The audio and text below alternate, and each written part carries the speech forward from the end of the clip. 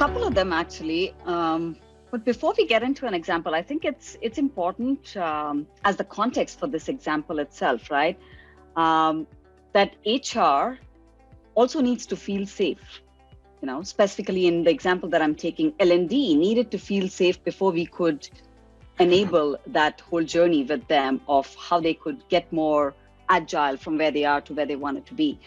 And I think it's important for people to have that factor of psychological safety, just as HR would do for the rest of the organization, right? Because people need to feel safe if they have to bring about change.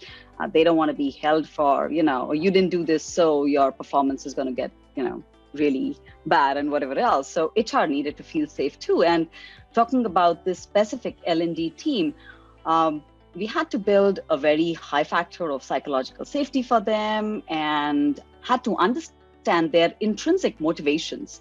And it's really important because the learning zone is where you have high psychological safety and high motivation. And that is not extrinsic motivation, totally.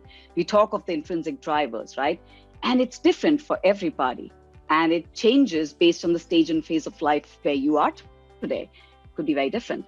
And that itself, I would say, was a challenge for us to do because of the state the whole organization was in and the way the transformation was being driven and other things. But let's dive in again now into this whole L&D thing. Now, given that we were able to co-create this whole safe, make them feel space, make them feel safe.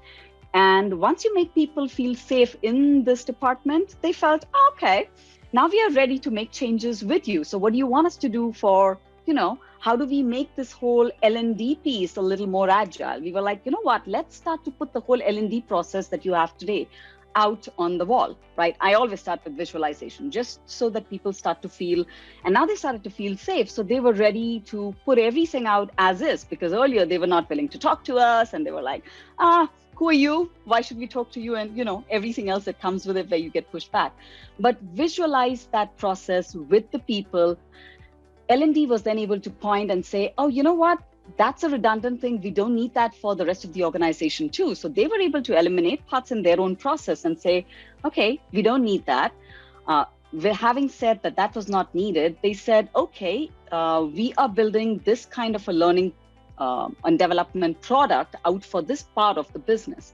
Now, that would mean we would want to roll it out to the whole organization. I was like, well, do you want to roll it out to the whole organization, or can we reduce the radius of change, limit it for now to this department? And they were like, oh, if we can do that, that's great, because otherwise we're going to get, negative feedback anyways from everywhere and push back, and they'll be like, everything is going wrong. And then they also had the challenge that the product needed to be in the tool that was run for the whole organization. We said, let's make an exception. Let's just do it for this department, right? So you've got to enable that environment for them so that they could also get up and say, oh, we're willing to experiment. And that itself is the growth mindset, getting them to be more willing to experiment, try something new out. And they were like, we've never done this. Do you think we'll get permission? I was like, don't worry about that. I'm here with all the permissions. If anything, I'll take it over, right? But they were like, okay, this is cool. Let's try it out. What we did then with this whole L&D department is, we've all in L&D got this whole learning journeys for the rest of the organization. Either you have the Dreyfus model of acquisition being followed. We had this whole unconscious incompetence to unconscious competence being, looked at for every piece in the organization, the learning journeys. And we looked at that. Where do these products fit in? How can they bring more agility? Because the previous products were now going to get invalid. And they were like, oh my God, we've been sending people to those trainings. So what can we do? I said, ask the people. They went out in the departments asking people for feedback, got learnings out of that, changed their experiments, and then updated it. I think that's the whole mindset you need, especially that's at least my experience with L&D. I like the fact that they were able to then change focus on from deficiencies in learning journeys of people and bring more focus to acquisition of new skills and development. And I think that was a big difference, because you know how it is when you have performance management, you have L&D sitting together and you're like, okay, so Sarika, you are the person on this team. So now can you tell us? And we were getting people to self-declare, okay? And that doesn't happen normally in organizations. If I'm not safe, I'm not going to declare it. So I'm not going to declare something like, I don't know this programming language, or I don't know project management, or I don't know this aspect of change management.